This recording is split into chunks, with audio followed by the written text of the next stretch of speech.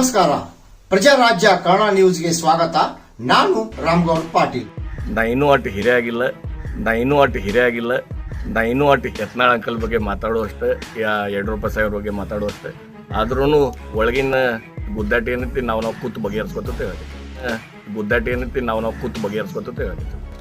ರಾಜ್ಯದಲ್ಲಿ ಹಣ ಹೆಂಡ ಆಡಳಿತ ಸರ್ಕಾರದ ಬಲದಿಂದ ಈ ಗೆಲುವು ಸಾಧಿಸಿದ್ದು, ಮುಂಬರುವ ದಿನಗಳಲ್ಲಿ ಎಲ್ಲ ನಾಯಕರು ಆತ್ಮಾವಲೋಕನ ಸಭೆ ಮಾಡಿ ಕಾಂಗ್ರೆಸ್ ಮುಕ್ತ ಕರ್ನಾಟಕ ಮಾಡುವುದೇ ಭಾರತೀಯ ಜನತಾ ಪಕ್ಷದ ಗುರಿ ಎಂದು ಶಾಸಕ ನಿಖಿಲ್ ಕತ್ತಿ ಮಾಹಿತಿ.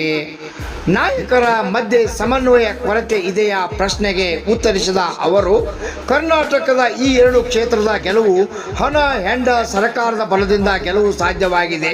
ಬರುವಂಥ ಚುನಾವಣೆಗಳಲ್ಲಿ ಬಿಜೆಪಿ ಗೆಲುವು ಸಾಧಿಸಲಿದೆ. ಕಾಂಗ್ರೆಸ್ ಸರ್ಕಾರದ ಜನಹಿತ ಸಂಪೂರ್ಣವಾಗಿ ಮರೆತಿದ್ದು ನೈತಿಕತೆಯನ್ನು ಕಳೆದುಕೊಂಡಿದೆ. ಅವರು ಮನೆಗೆ ಹೋಗುವ ಕಾಲ ಸನ್ನಿಹಿತವಾಗಿದೆ ಎಂದು ಹರಿಹಾಯ್ದರು. ರಾಮಗೌಡ ಪಾಟೀಲ್, ಪ್ರಜಾರಾಜ್ಯ ಕನ್ನಡ ನ್ಯೂಸ್. ಎರಡು ಕ್ಷೇತ್ರಗಳನ್ನ ತಾವು ಕಳ್ಕೊಂಡಿದ್ದೀರಿ, ಅಲ್ಲಿ ಕಾಂಗ್ರೆಸ್ ಬಂದಿದೆ, ಅದಕ್ಕೆ ತಾವೇನು ಹೇಳ್ತೀರಿ? ಅದು ನಿಮಗೆ ಗೊತ್ತ, ಯಾಕಂದ್ರೆ ಸರ್ಕಾರ ಅವ್ರದೈತಿ. ಹೆಂಡ ದುಡ್ಡು ಯಾವ ರೀತಿ ಹರಿದಾಡಿದೆ ನಿಮಗೂ ಗೊತ್ತಿದೆ. ಅದಕ್ಕೆ ನಾವು ಈ ಸೋಲನ್ನು ಅಷ್ಟು ಈಸಿಯಾಗಿ ತೊಗೊಳ್ಳಲ್ಲ. ಬರೋ ಚುನಾವಣೆಯಲ್ಲಿ ಅದಕ್ಕೆ ತಕ್ಕ ಉತ್ತರ ಮತ್ತೆ ಕೊಡ್ತೀವಿ. ಆದರೂ ಎಲ್ಲ ನಾಯಕರು ಒಗ್ಗಟ್ಟಿನಿಂದ ಇಲ್ಲಿ ಬಂದು ಠಿಕಾಣೆ ಹೂಡಿ ಈ ಗ್ಯಾರಂಟಿಗಳದಾಗಲಿ ಅಪಪ್ರಚಾರ ಇಂಥ ಎಲ್ಲನೂ ಹೇಳಿದ್ರು. ಹೇಳಿದ್ರು ಕೂಡ ಅವ್ರನ್ನ ಕೈ ಹಿಡ್ದಾರಲ್ರಿ ಸರ್? ಅಲ್ಲ, ಒಪ್ಪಿಗೆ. ಯಾಕಂದರೆ ಸರ್ಕಾರ ಅವ್ರದಿದ್ರೆ ನೀವೆಲ್ಲ ನೋಡ್ಬೋದು ಗೌರ್ಮೆಂಟ್ ಮಿಷನರಿನ ಹೆಂಗೆ ಮಿಸ್ಯೂಸ್ ಮಾಡ್ತಾರೆ ಅಂತ. ಅದಲ್ಲದೆ ದುಡ್ಡಿನ ತಾಕತ್ತು, ಯಾಕಂದರೆ ಸರ್ಕಾರ ಅವ್ರದ್ದೇ ಇರೋದು ದುಡ್ಡಿನ ತಾಕತ್ತು, ಅದನ್ನೆಲ್ಲ ಬಳಕೆ ಮಾಡಿ ಈ ವಿಜಯ ಸಾಧಿಸಿದ್ದಾರೆ. ಇದಕ್ಕೆ ವಿಜಯ ಅನ್ನಲ್ಲ, ಇದು ಅವ್ರದ ಏನಂತಾರೆ,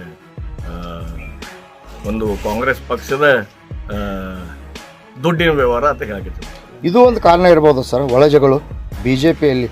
ಯತ್ನಾಳ್ ಬಿಟ್ಟದ್ದು, ಯತ್ನಾಳ್ ಕೂಡ ಬಂದಿದ್ದರು, ಆದ್ರೆ ಮತ್ತು ಅಪ್ಪ ಮಕ್ಕಳ ವಿರುದ್ಧ ಕೂಡ ಅಲ್ಲಿ ಹರಿಹಾಯ್ದಿದ್ರು. ಇದು ಒಂದು ಕಾರಣ ಆಗಿರ್ಬೋದು ಸೋಲಕ್ಕೆ.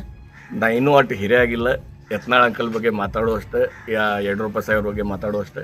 ಆದ್ರೂ ಒಳಗಿನ ಗುದ್ದಾಟ ಏನೈತಿ ನಾವು ಕೂತು ಬಗೆಹರಿಸ್ಕೊತೇವೆ. ಓಕೆ.